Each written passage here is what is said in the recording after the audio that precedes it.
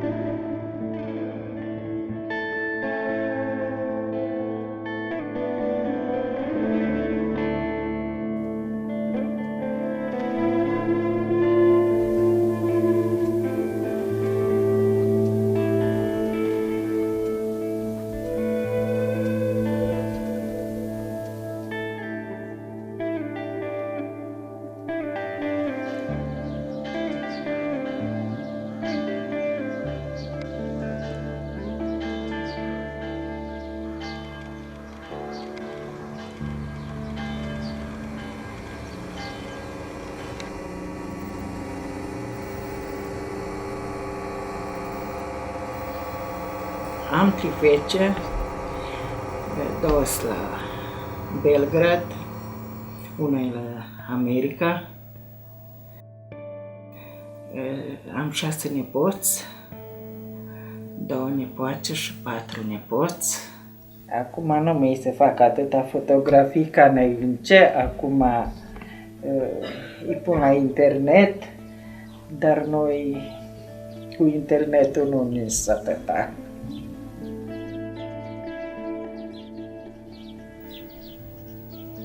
Trăiesc singură, am pensie după soț, lucru în grădină, așa și se poate, ca o pensionercă.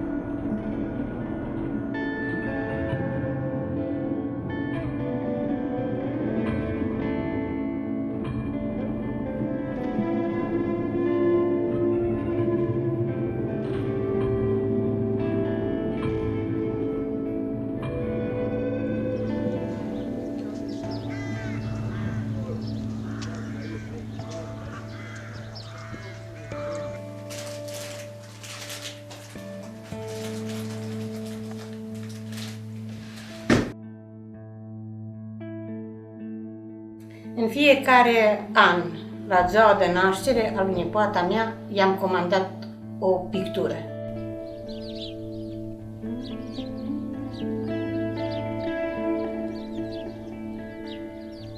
Și pe fiecare pictură îi un cocostârc care aduce flori în plisc atâția câți ani au avut ea.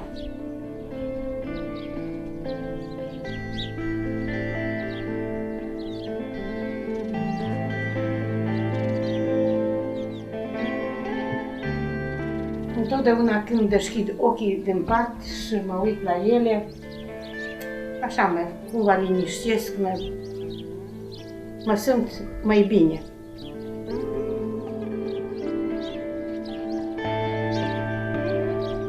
Speranța în ziua de mâine, că o fi mai bună, nu m-a părăsit încă.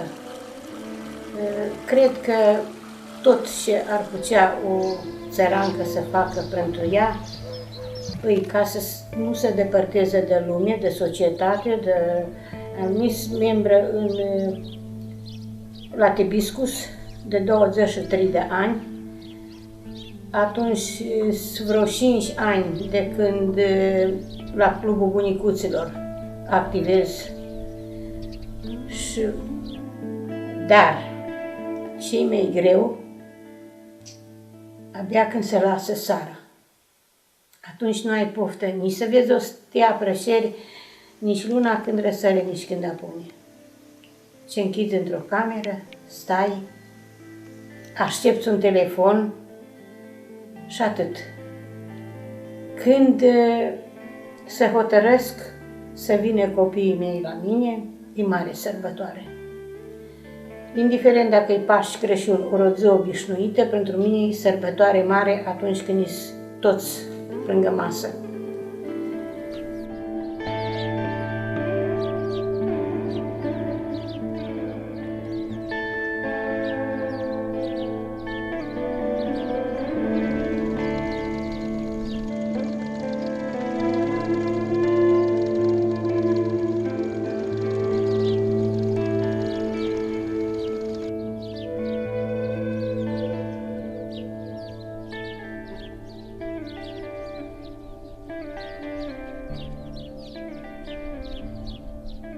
Ja živim sama u ovoj kući.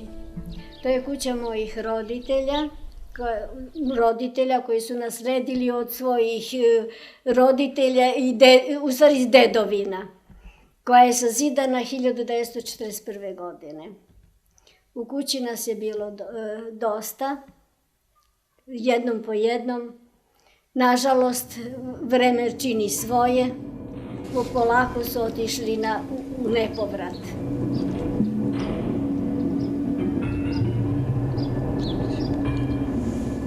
Samo ovde kod mene u komšiluku ima dve porodice koje su u Austriji. Ti dolaze malo češće.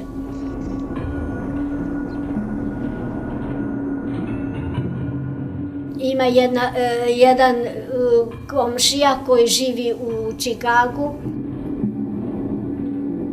Kuća je prazna, a takvih porodica ima jako.